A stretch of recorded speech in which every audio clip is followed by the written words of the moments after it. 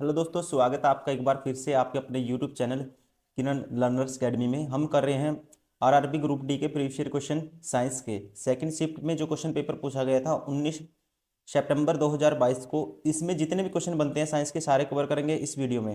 ठीक है, first question है the correct relation between U V and F in spherical mirror.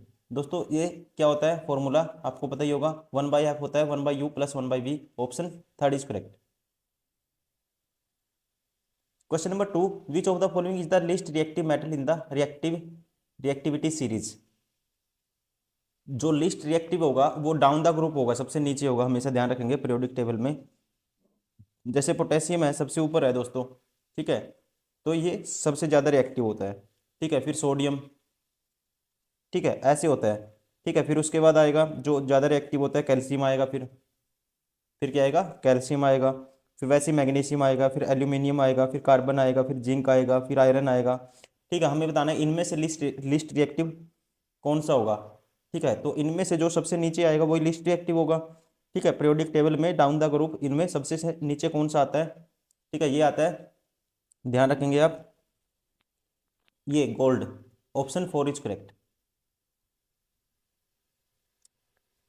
Question number 3, which of the following method is use to measure the extent of STD. कहता है निम्नलिखित में से किस विधि का उपयोग कुछ हद तक एसटीडी की रोकथाम करने के लिए किया जाता है।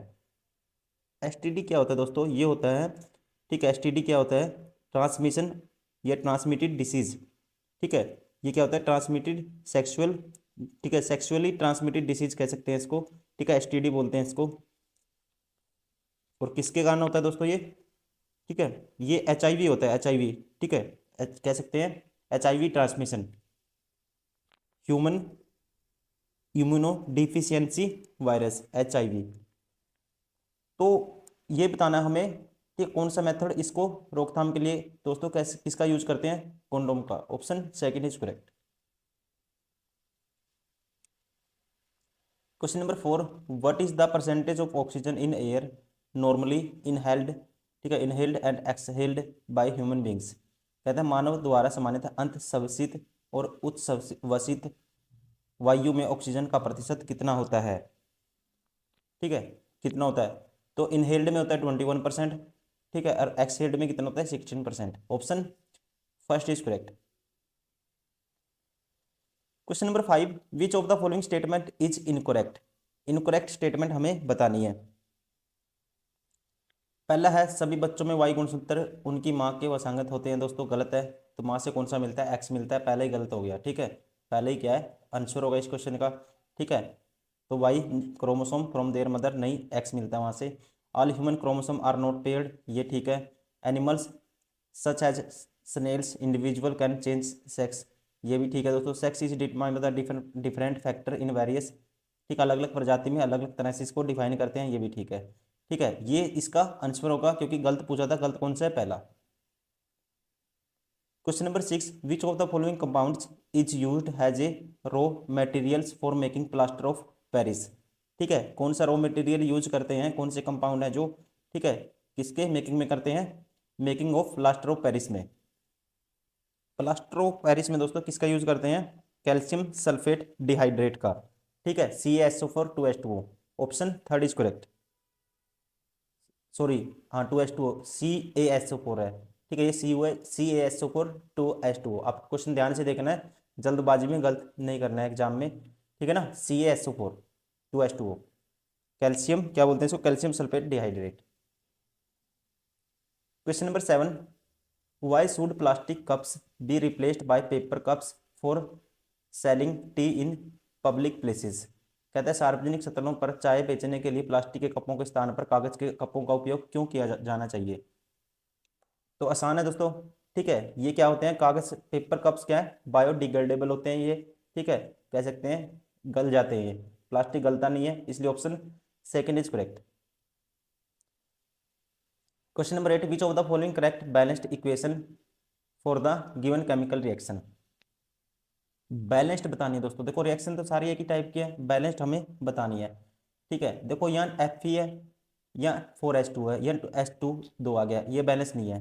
यहाँ 3Fe है दोस्तों, यहाँ भी Fe3 है, ऑक्सीजन कितने हैं, 4 हैं, ऑक्सीजन 4 हैं जी, और हाइड्रोजन ठीक है 8 हैं, तो हाइड्रोजन 8 हैं, तो ये बैलेंस है, option second is correct. Question number 9, the image of an object placed in front of concave mirror of the focal length 12 centimetre is formed at a point which is 10 centimetre more distance from the mirror that than the object, the magnification of the image is. Concave mirror में दोस्तों सबसे पहले तो formula आपको पता होना चाहिए, 1/f होता है 1/u प्लस 1/v, ठीक है 1/u प्लस 1/v। अब f कितना है, f गिवन है, फोकल लेंथ कितनी है, image on object concave mirror focal length 12 centimetre. अब लेफ्ट साइड होता है इसलिए नेगेटिव 12 हो जाएगा माइनस के, ठीक है। अब जो v है, ठीक है, v है देखो ये कहता है at the point 10 centimetre more distance from the object of than the object, ठीक है। इमेज कहाँ फॉर्म होती है, 10 ठीक है सेंटीमीटर ज़्यादा, मतलब u प्लस 10 किसके बराबर आएगा, v के बराबर आएगा। तो यहाँ से आप कह सकते हो u की वैल्यू और v की वैल्यू दोस्तों निकालनी है हमें, v की तो u की वैल्यू ठीक है, इसमें किसकी वैल्यू गिवन है, u की तो निकालनी पड़ेगी आपको, ठीक है। तो अब 1/f, 1/f, f नेगेटिव हो गया था 1/12 माइनस के, ये बराबर होगा, ठीक है। ऑब्जेक्ट क्या होगा, नेगेटिव होगा माइनस के 1/u, क्योंकि ये भी लेफ्ट साइड होता है ऑब्जेक्ट, ठीक है। तो इसमें कॉनकेव मिरर केस में नेगेटिव होगा, ध्यान रखेंगे, माइनस के 1/v, v क्या है, v u प्लस 10 माइनस के u प्लस 10 आ जाएगा, ठीक है।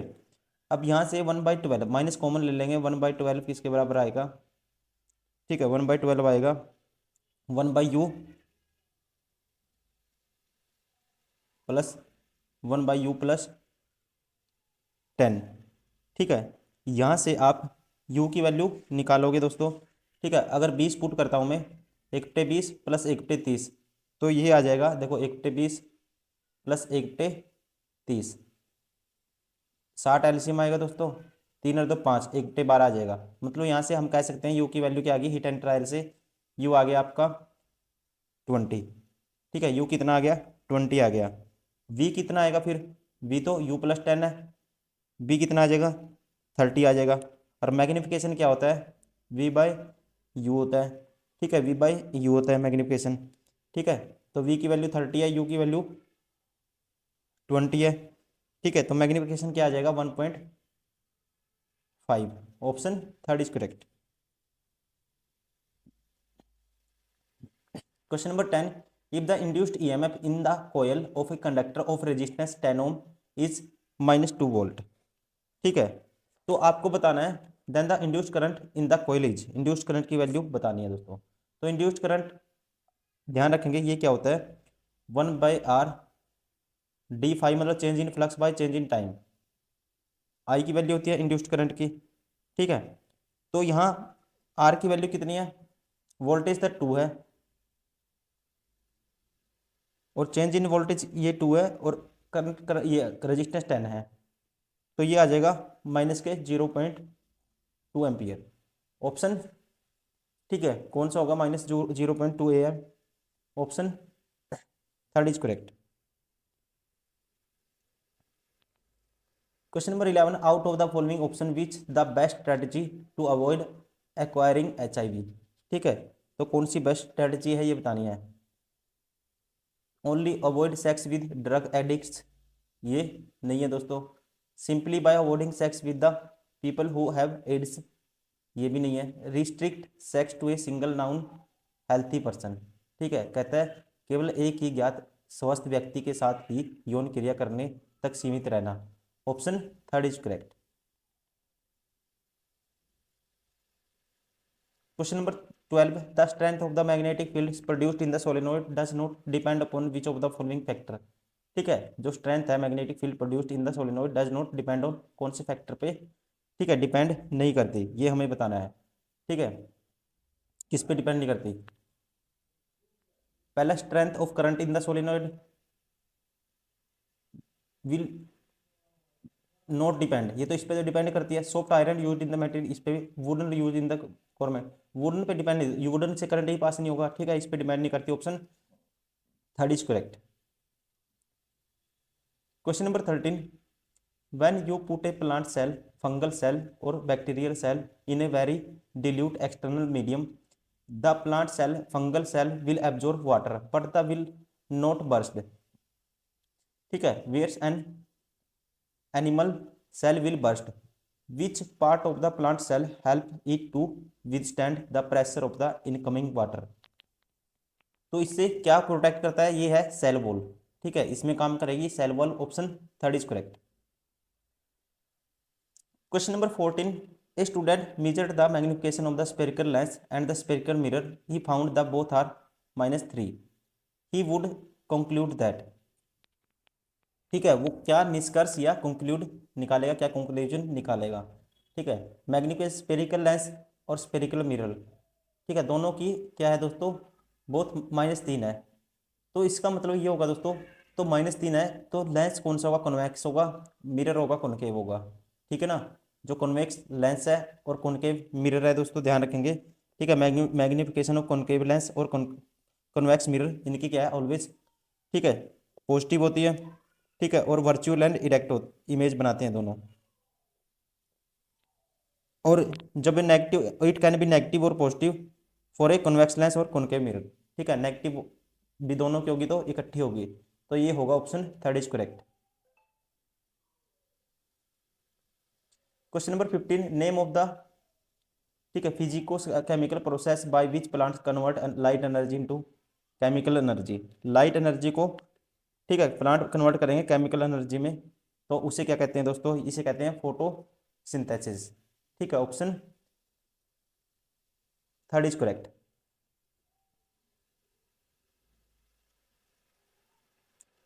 Question number 16, in an electric circuit, two lamps of resistance 10 ohm, 20 ohm are in parallel, battery 20 ohm is applied. If power voltage current resistance represented by P, V, I, R respectively, then the which of the following hold true? तो कौन सा relation इसमें से true होगा, ठीक है। तो देखो आपको निकालना है, आपको ये पता होना चाहिए दोस्तों, इसका पावर क्या होता है, आई स्क्वायर आर होता है, ठीक है। तो P की वैल्यू, I की वैल्यू लिखेंगे हम V बाय आर, तो V square by R square हो जाएगा, तो एक आर कैंसिल हो जाएगा, तो V स्केयर बाय आर आ जाएगा, ठीक है। तो हम कह सकते हैं V square by R, option third is correct.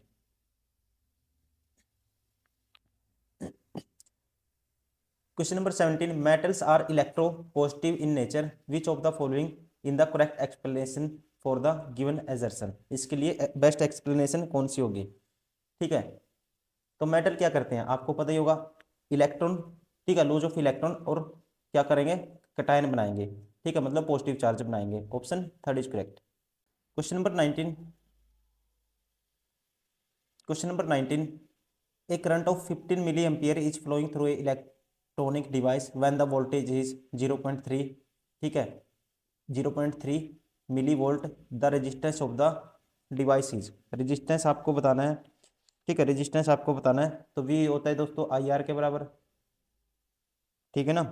तो आर की वैल्यू क्या आ जाएगी, वी बाई आई, तो वी की वैल्यू क्या है 0.3 है, और करंट क्या है मिली एम्पियर में, दोनों चीज ये 15 है, ठीक है। तो ये आ जाएगा एक, तीन पे, 3 पंजे 15, ठीक है, 3 पंजे 15, और एक ये है 10 नीचे है, एक तो पॉइंट के नाम का, और नीचे 5 भी है, तो 5 की वैल्यू तो 0.2 होती है, एक और है 0.02, ठीक है, ओम। तो कौन सा आएगा दोस्तों इसमें से, ठीक है, 0.02 मिली ओम आएगा, ठीक है। ऑप्शन कौन सा होगा इसका,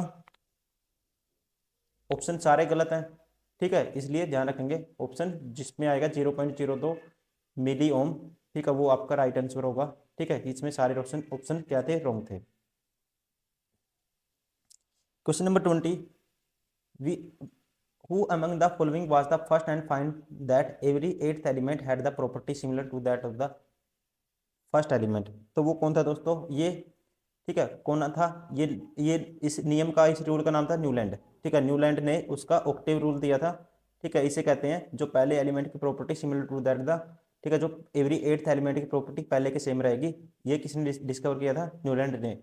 ठीक है, इन साइंटिस्ट का नाम था Newland. Option third is correct. ठीक है, क्या नाम था? Newland. Question number 21, which of the following general formula of alkene. Alkene का जनरली फॉर्मूला दोस्तों क्या होता है? ठीक है, ये होता है, ध्यान रखेंगे आप, क्या होता है? CnH2n। Option four is correct. Question number 22, which of the following compound react with carbon dioxide to form limestone. ठीक है, कौन से कंपाउंड है जो क्या बनाएंगे? लिमस्टोन बनाएंगे, किसके साथ रिएक्ट करके? कार्बन डाइऑक्साइड के साथ रिएक्ट करके।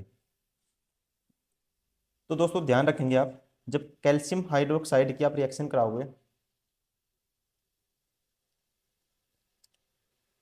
CaOH